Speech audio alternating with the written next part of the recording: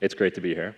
I'm going to warn you and apologize for the fact that I am so jet-lagged, I'll probably pass out on stage. Let's see, got in from San Francisco Wednesday night, and then woke up at 6 p.m. yesterday. Grabbed a couple breakfast beers, and then slept 10 minutes, and now I'm here. All right, so first off, I just want to say thank you to all the people at DIGILITY who've put this together. I think it's really cool that all of you guys are here right now, because when you look back at it in a couple of decades, when people are actually having their lives changed by this technology, it's going to be cool to say that you were kind of in on the ground floor. This is the business track of the day, so I'm going to talk about a technology. It's for business people, the Bluetooth headset. So my talk is called Catching the Next Platform Shifts. So Bluetooth headsets really shouldn't seem like they belong at a VR AR conference in that capacity, but they do kind of. We'll get to it a little later. All right, before I get to chatting about that, I think it might be helpful to introduce myself and kind of talk about how I got into this space. This is a very weird product I was testing out. It kind of straps onto your hands and makes it feel like you're actually grabbing objects. It restricts your fingers. Just an aside. Okay. So like it says in the program, I write for a publication called TechCrunch. TechCrunch is a blog that really focuses on covering emerging startups and discovering big companies before they get anywhere. You know, if you go back on our site, you can see Airbnb, Uber, when they had a couple employees, and you can just see us kind of giving our input on it. We get 7 million readers every month uniquely, and we pump out, writers collectively, about 60 or 70 stories a day. So there's really a lot going on. I started with the company about 1.5 years ago. When I was there, I was mostly focusing on mobile, just kind of consumer gadgets. A few months later, I took a couple meetings with a couple VR startups, and then I took a few more, and then 9 months ago, I just dropped everything, dropped all the other industries and companies I was covering, and went full throttle with VR. Because the entrepreneurs and the founders I was talking to just seemed obsessed about it, and that seemed like something I wanted to get in on the ground floor of, and I don't know, it seemed beneficial to me personally just to kind of see this come up from the ground, but a lot of other stuff going on as well. All right. Paradigm. When a group of entrepreneurs in the VR, AR space get together, it's impossible for these words not to pop up. Platform shift, paradigm, magical, super crazy, all this stuff happening. Basically, lots of adjectives invented by futurists, visionaries, people with wizard in their job title, lot of strange things.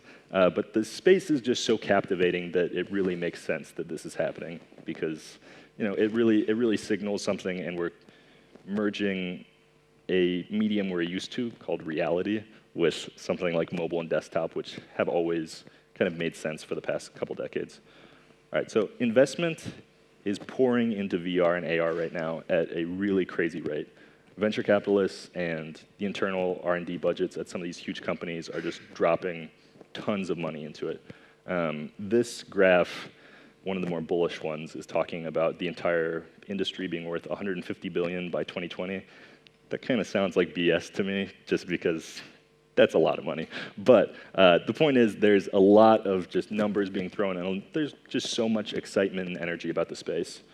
Before we get obsessed about the numbers and the infinite riches associated with HMDs and sensor bodysuits and omnidirectional treadmills, I want us all to step back and think about what platform shifts indicate and what they require. So platforms aren't birthed from nothing. Things move gradually until the killer pieces of hardware come along that tip the scale. The devices come about at a time when there's already a good amount of utility that's proven, and the society and culture have grown to accept the form factor. And at this point, the limits are really only perceived by the founders and entrepreneurs dealing with what consumers are responding to. Okay, so what that is basically a shortened version of the mobile platform shift. Those four little slides. What we're looking at is the brick cell phone coming about as a device For the most wealthy, kind of the early adopters, basically what we're looking at for the HTC Vive and Oculus Rift right now. Stuff gets smaller in terms of handsets, stuff gets smarter, PDAs, stuff gets smaller, smarter, more interesting. We get the BlackBerry, we get devices that really prove the utility of the medium, and then the iPhone comes out. And the rest is history, but the rest is also the future in terms of that. Because smartphones are still very, very important. It's not like people are dying for spatial computing to come about because there's signs that mobile is nearing the end of its life cycle. It's very virile. It's very clear that we're, even though the market might be getting saturated with smartphone use across the globe, it's clear that it's still on the up and up. One of the cool things is that all of these advancements that we're making in AR and VR right now are actually going to directly prolong the life cycle of mobile. In some ways, we might want AR and VR to kind of hurry up and get here, but in other ways, it's nice that we're getting these technologies into the hands of people when there are billions of people who have smartphones to begin with. Sometimes it can feel like we're just rebuilding the same black box over and over again, but you have to admit that these are the best black rectangles that we've ever had. They're pretty nice. So the latest iPhone 7 may not have wowed consumers, but I think it's telling in seeing how something like losing the headphone jack really enraged people. I want to talk a second about what I think was the most important announcement to come out of last month's Apple event. And that was these guys. So these AirPods, if you've heard about them, are actually pretty cool. They look a little strange. They look like cigarettes hanging out of someone's ears when you put them in, actually. But there's something really special about them. The sound quality's kind of crappy. Battery life's not great. But what's cool about them is that they represent a huge shift for mobile, and they're actually especially important for mobile VR and AR. What's especially important about them is that they're proof of this concept, and it's kind of a realization of the Bluetooth headset, something that just never seemed to catch on. The fact is that it's been kind of frustrating to the people investing in this space because for all the Jabras and Jabons and Plantronics of the world, they just spent a decade just yelling at consumers, telling them these are useful, stop saying they look stupid and lame, you're not an asshole if you wear one of these, like they're okay. But it just didn't go for it. I mean, Apple tried to make a Bluetooth headset and kind of rescue it through good design. But what they launched with the iPhone, it just existed in a pre-Siri world. All it did was make calls, and you're just kind of left with a better form factor that didn't have any added utility.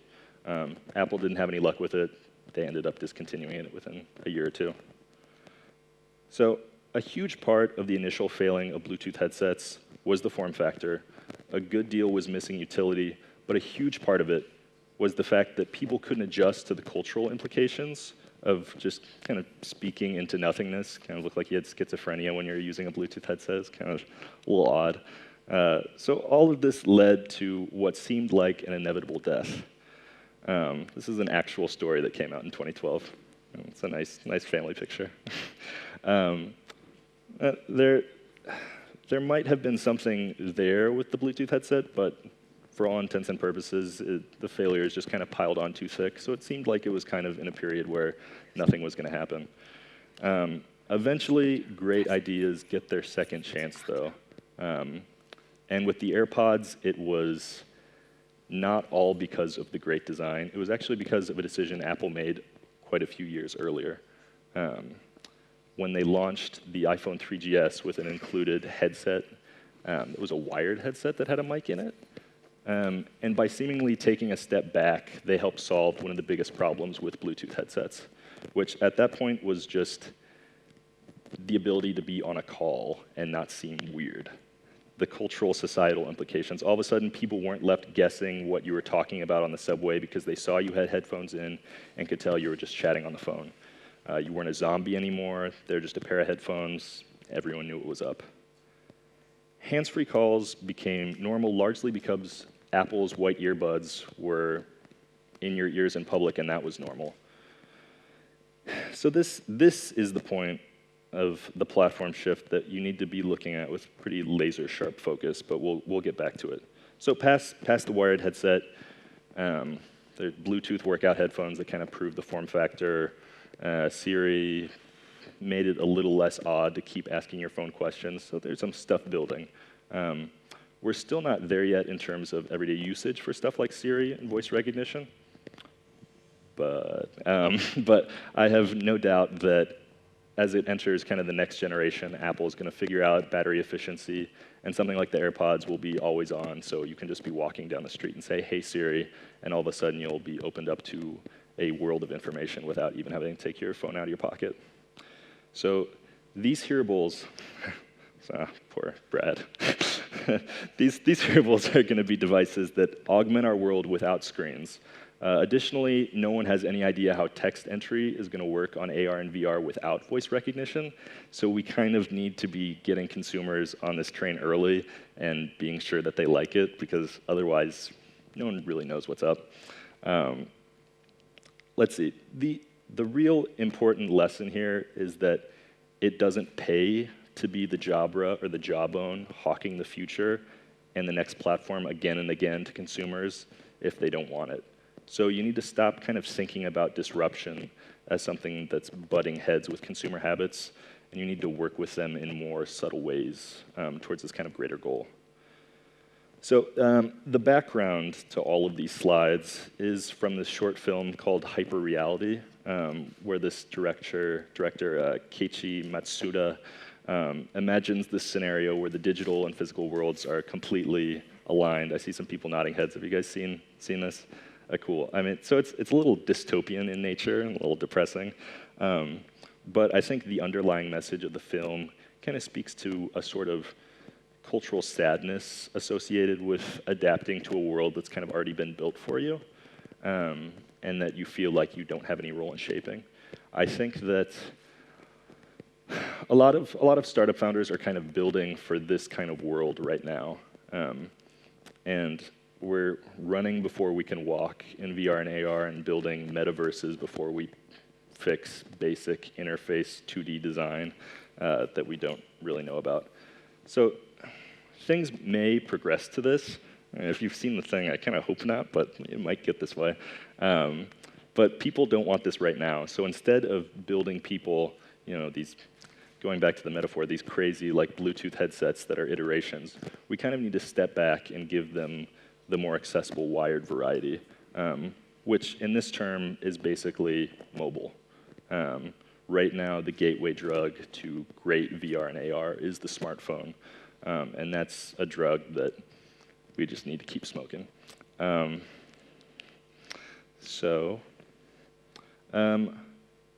More VR, AR entrepreneurs need to be obsessed about mobile right now. I think that it's literally all anyone should care about right now. And I'm not talking about wireless PC streaming or all-in-one devices. It's talking about just the smartphone, AR and VR. I think that there can be a little bit of snootiness associated with stuff like 360 video or Google Cardboard or Pokemon Go, and that we don't actually think that they're real VR and AR. But what's being done by people like Snapchat and Pokemon Go are honestly, I mean, they're not that intriguing to us just because we're probably used to seeing some cool stuff on next-gen AR headsets that other people aren't. But these phone apps are getting people used to this crazy idea that we've made devices that can cause us to see our world differently in real time, and that's huge. So the evolution in input and capture we're seeing with depth sensing cameras from efforts like Intel's RealSense and things like Tango, they're going to do more at finding and identifying the killer apps for AR than anything we could do in terms of developers pushing stuff to early adopters. These are just huge. I think everyone in the industry and media is kind of waiting around to see what Magic Leap has up its sleeve. And we're just all so focused with this kind of tunnel vision at that we're forgetting that everyone has these smartphones in their pockets with cameras. And they might not be as sophisticated as the depth sensing cameras that are coming out with Tango, but it's obvious from stuff like Pokemon Go, as I'm sure this is mentioned like 1,000 times this conference, that there's still a lot of potential to be had in that. Okay, so I think it's really in everybody's best interest right now for AR developers to just stop thinking about headsets for a bit, because it's really going to be hard to convince people to wear these without some really subtle coaxing over the course of what I think will at least be a decade or two. I mean, there were at times when glass came out, like actual like violent reactions, like people like punching people. So I think it's obvious that the form factor is not quite there, even though, I mean, if someone walking around with Google Glass looks a lot more normal than someone walking around with a freaking HoloLens on their face. So I think that they're more powerful iterations right now, but it's going to take a while before we get that right form factor. We could shrink the HoloLens down to a size of Ray-Bans tomorrow, and people still wouldn't really start using AR because the use cases aren't there, and also just the way that we interact, like doing an air tap on a subway, you're just asking to get someone to call medical attention for you, basically. I mean, let's see. Okay, so the reality is something like Magic Leap probably isn't going to start shipping until end of next year, and something from Apple, from what's been said, probably won't be coming until mid-2018 at the earliest. In the meantime, what we're left with is HoloLens, which is essentially a proof of concept for Microsoft's holographic computing operating system. ODG, which is delivering devices right now, and they've delivered different iterations of them, but it's kind of a Google Glass style head-mounted, heads-up display. So nothing super crazy. And then Meta, that's a company that's shipping a dev kit, but it's literally a tethered dev kit. So we've got other tethered options for VR, like the Rift and Vive, which we all know well. The only reason companies like Intel and Qualcomm are racing into this sort of all-in-one design is because I think that they're really nervous about missing VR-centric chipsets the way that, at least in Intel's case, completely missed mobile. And Qualcomm, I'm sure, is aware of what Intel's up to. So they're kind of battling out right now. But I really don't see a huge immediate future for all-in-one headsets. In terms of platform shifting, I think it's kind of funny that sales of VR devices have just driven the gaming PC platform, a platform that was steadily dying. Like, this next-gen platform shift has risen something from the dead in the past. So that's another thing.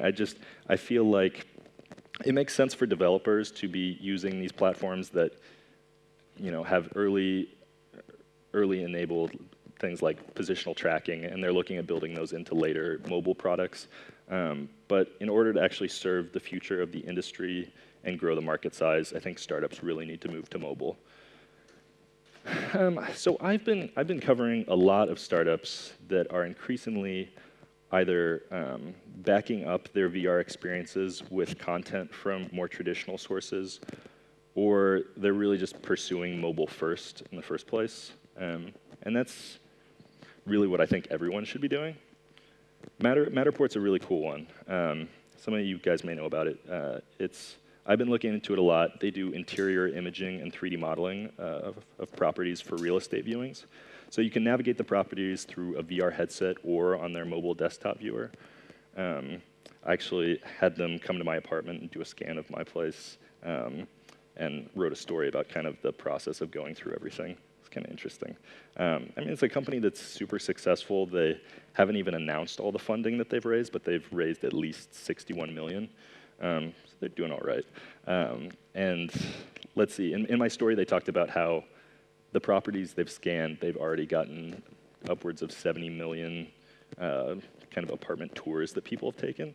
So I think that the main reason they're able to achieve the success is because they're capitalizing on the excitement of VR, but also producing an experience that's really amenable to mobile. And that's really useful to them. And I think that's where they get the bulk of their views to begin with. So I think that they're hoping that as people get used to seeing these experiences on mobile and desktop, that eventually they'll be drawn into getting the more immersive ones on VR headsets. But again, not that many VR headsets in people's pockets at the moment. Altspace. You guys know Altspace? It's a cool one. All right, there we go. Altspace VR is a company I'm sure a good amount of you guys are familiar with. They've been one of the more active social VR companies. And they already have kind of a cool community that's doing cool things and like a time schedule. I know a lot of VR developers actually meet up in Altspace rooms to kind of chat and hash out different ideas just in terms of like a telepresence chat room. What's great about Altspace is that they're multi-platform, so they have experiences on Gear, on Rift, on Vive, but they don't kind of fall into this trap of going to the lowest common denominator and making it so everybody has the same experience, like so everyone's stuck doing what the person on the Gear VR can do. If you have a Vive, you can use your hands, you can interact with different things, you can play different things, and if you have a Rift, I don't know what you can do because there's no touch controllers yet, but if you take all these things together, you still have a vibrant community because all of these people can communicate with each other still across platforms.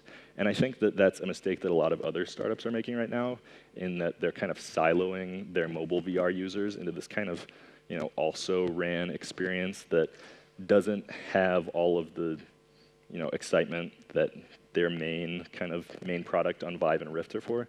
And that kind of troubles me because the people who have the Gear VRs are the people who they need to be running after. Because those are the guys who just got them shipped with their new Samsung phone. They're just kind of trying it out, but they're getting experiences that are limited, and they're not being able to interact with some of the most passionate users. Another interesting one. So this one is a game streaming app called Sliver.tv. So it's basically a Twitch for VR. This is not the only Twitch for VR, but what makes these guys a little different is that all the other apps are focusing on VR gaming and viewing it in a VR space, but Sliver has a solution where they're basically converting traditional game streams, so stuff from like Dota and League of Legends, and they're converting it into 360 environments so that people can watch games that there are more people playing, it's a little bit more engaging. And I think that they're doing this well, and it's serving to kind of combine mediums, because they're mobile first, so they have a Google Cardboard app. I don't know if they've announced that yet, and Gear VR. But they're doing some kind of cool things. All right, so there's a constant theme here, and I think it's not to succumb to kind of the arrogance of futurism. I believe just as much as a lot of you guys that this is the next platform that's going to come up, but just telling people that it's inevitable so we can kind of do what we want in this time frame, it's a little bit I don't know. I think people think that regardless of what we say, it's going to take off. But I think that you actually do need to kind of coddle these new users a little bit and treat them like babies that we're kind of giving this crazy platform to. Maybe that sounds bad, but I don't know. We can't throw bad experiences and just expect them to keep taking it. All right, go on from there. Okay. VR and AR can feel really different at times, because they are. I think VR is a bit more of a luxury, in that it suggests that you have time to be completely severed from reality. This guy's something I could not do. I mean, I'm sure I will at some point. VR has more interesting connotations from kind of this dystopian, utopian, ethical standpoint. When you're thinking about literally creating other worlds, there's a lot that these ideas can kind of bring about. But I think AR is the platform. A lot of people say this because they're right. AR is the platform that's going to proliferate across most consumers. That's not to say that a lot of people are going to have VR headsets. They're going to, I think Daydream's going to be huge. They're going to get a lot of these headsets, but I think that AR is always going to be kind of the main show, and VR is going to shift a little, or it's going to always skew a bit more towards entertainment and enterprise professional usage. But never lose sight of who the consumers are, like right now, I think is the key thing. Because I think people, there's this worry about hype, and I think people are concerned because all these people who are really engaged with technology online and are reading stuff like the shit I write, they see this and they're reading these reviews of the Oculus Rift and HTC Vive, and they're like, these are cool, like why don't my friends have them if they're so revolutionary? It's because they're like freaking expensive. And I mean, the ones that do take the plunge and then end up buying these are kind of underwhelmed, I guess, by the content that's currently out there. So virtual reality and augmented reality are unique in that we feel like we can see a million years in the future and see everything that's going to happen in terms of what it's going to look like. But if we really want to get there, we're going to have to slow our roll a bit and show appreciation to the mobile platform shift that's got us here. I'm sure this will happen as Daydream takes off. For those of you who don't know, Daydream launched the developer tools out of beta last night. So please, please, please check it out and go build the future million and billion-dollar VR companies. But please do so with the less VR-savvy consumers like your friends and family. Keep them in mind. Thank you.